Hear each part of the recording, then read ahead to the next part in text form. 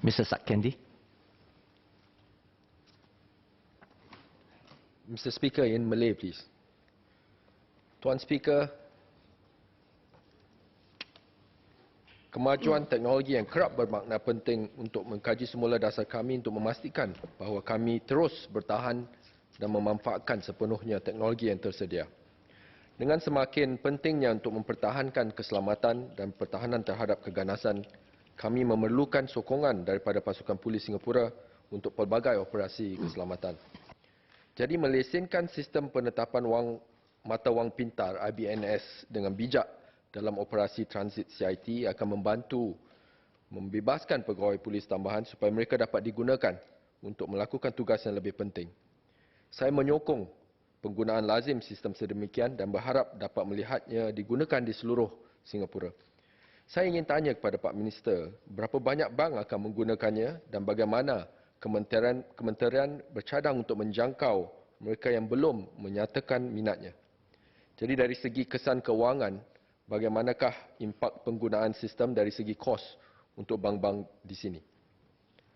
Pindahan ini juga memohon semakan semula had tender sah yang untuk duit siling ke had seragam sebanyak 20 keping di seluruh denominasi yang menjadikannya lebih mudah untuk semua ingat dan melaksanakannya. Jadi pedagang dan pelanggan tidak sepatutnya dibuat untuk menerima sejumlah besar duit shilling yang mungkin tidak mempunyai ruang untuk menggunakannya. Terutama dengan lebih ramai orang yang menggunakan kaedah pembayaran tanpa tunai. Di samping itu, ia juga tidak menggalakkan penangguhan yang tidak perlu bagi seluruh pelanggan dalam barisan dan penyalahgunaan dengan cara melakukan niat mischief.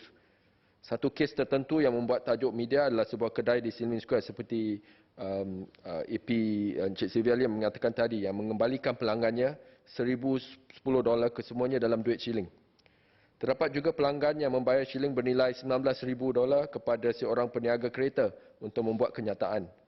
Perbuatan sebegini menarik perhatian media tempatan kerana melibatkan jumlah yang besar wang tunai, tapi saya percaya ia biasa pada skala yang lebih kecil.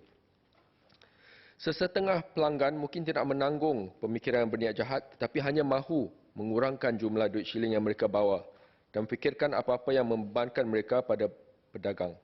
Kepada mereka itu semua wang dan mungkin merasakan pedagang lebih cenderung untuk mencari penggunaan yang lebih baik untuk duit shilling itu. Walau bagaimanapun, saya faham bahawa had 20 shilling digunakan untuk setiap denominasi merangkumi semua denominasi dalam satu transaksi. Ini bermakna bahawa had tender sah untuk duit shilling baru membolehkan pembayaran menggunakan sehingga 100 shilling di seluruh 5 denominasi atau $37 dalam jumlah nilai dalam satu transaksi.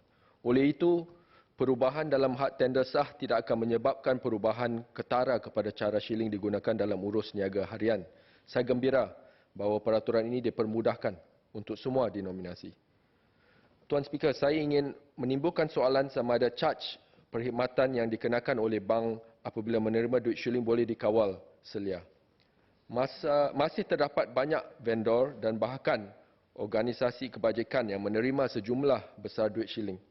Walaupun saya tidak mempersoalkan bahawa charge perkhidmatan boleh dikenakan, saya fikir perlu ada had limit kerana dengan mesin pengiraan ia tidak mengambil banyak masa untuk mengira shilling.